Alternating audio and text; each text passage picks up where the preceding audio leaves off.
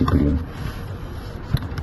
ni vizuri mkaishi kwenye maisha hayo. Pendaneni nyinyi watu wa sheria, pendaneni sana, na idara yenu miongoni mwa idara zilizosimama vizuri.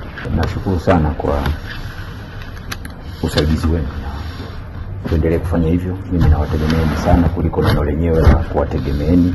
Basi mimi nimefurahi sana kuwaona. Naomba tuzingatie hayo. Naomba sana usiri, mambo yanayopita kwetu ni mengi, na tusaidie mawazo, ushauri kuhakikisha tunakuwa na umeme wa kutosha, kwa sababu umeme wa kutosha ndio utaleta utulivu kwenye idara wezeshi zote. Mkurugenzi wa fedha atapata mapato ya kutosha, nyinyi mtakuwa na utulivu kwenye kusimamia sekta na kutoa ushauri. Tutawapunguzia heka za baadaye kuja kujikuta tumeingia kwenye mikataba ya pressure ambayo itakuwa ni mibaya, itakuja kutuathiri sisi baadaye, na mtapata kazi ngumu sana ya kulitetea shirika.